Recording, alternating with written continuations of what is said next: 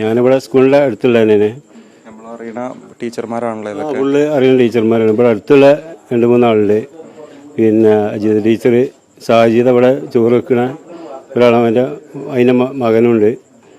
പിന്നെ സൂറ ടീച്ചറുണ്ട്, റംല ടീച്ചറുണ്ട്, മജീദ് മാഷുവാളെ ഭാര്യയുണ്ട്. ഇവിടെ വന്നതിൽ ഏറ്റവും നല്ലൊരു ടീച്ചറായിരുന്നു. അതുകൊണ്ടാണ് ഇപ്പോൾ നമുക്ക് പേരൊക്കെ അറിയണത്.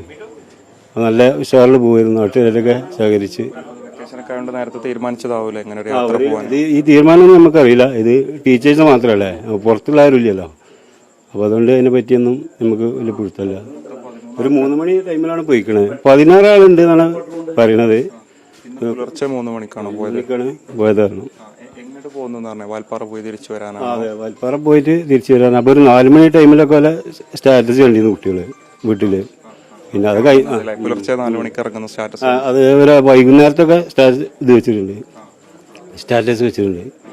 ഇത് പല സ്ഥലങ്ങളിലൊക്കെ ഫോട്ടോ എടുത്തൊക്കെ കണ്ടിട്ടുള്ള. പിന്നെ അതിന് ശേഷമാണ് 5 മണിക്ക് എപ്പോഴാണ് എൻ്റെ ടൈം. വണ്ടി എവിടെയുള്ള വണ്ടി? ആരുടെ വണ്ടി? വണ്ടി ഇവിടെ അടുത്തുള്ളതല്ല, ഇവിടെ കുറച്ച് ദൂരത്തുള്ള വണ്ടി ഏതാന്ന് നമുക്കൊരു പിടുത്തമല്ല. ഇവിടെയുള്ള സ്കൂൾ വണ്ടിയാണ്. നമുക്ക് കുറെ കാലമായിട്ട് അറിയുന്ന പ്രിയപ്പെട്ടവരായിരുന്നു. നല്ല ടീച്ചർമാർ, മാഷിമാരൊക്കെ ആയിട്ട് മൊത്തത്തിൽ നല്ല ബന്ധമല്ല. അപ്പം എൻ്റെ മോനെ ഓപ്പറേഷൻ ചെയ്തിട്ടുണ്ട്. അപ്പോൾ 4 ദിവസം മുന്നേ ടീച്ചർ പറഞ്ഞു ഞാൻ വീട്ടിലേക്ക് വരുന്നുണ്ട് പറഞ്ഞു. അപ്പം അങ്ങനെയൊക്കെ പറഞ്ഞാണ്. സ്കൂളിന്റെ നവീകരണമൊക്കെ എടുത്താണ് കഴിഞ്ഞു പോകുന്നത് അല്ലേ? നമ്മൾ ഈ പരിസരത്തുള്ള 100-200 കുട്ടികളാണ് ഇവിടെ പഠിക്കുന്നത്. അതെ, ഒരു 100 ചില കുട്ടികളുണ്ട്. അധ്യാപകരൊക്കെ കുറെ കാലമായിട്ട് ഇവിടെ പ്രവർത്തിക്കുന്നവരാണോ? അതെ, ടീച്ചർ വന്നിട്ട് ഒരു 3 വർഷമായിട്ടുള്ളൂ. എന്നാലും ഒരു 10 കൊല്ലത്തെ ഒരു ഇതാണ് നമുക്ക് ടീച്ചറായിട്ട് എല്ലാവരും നല്ല ബന്ധം.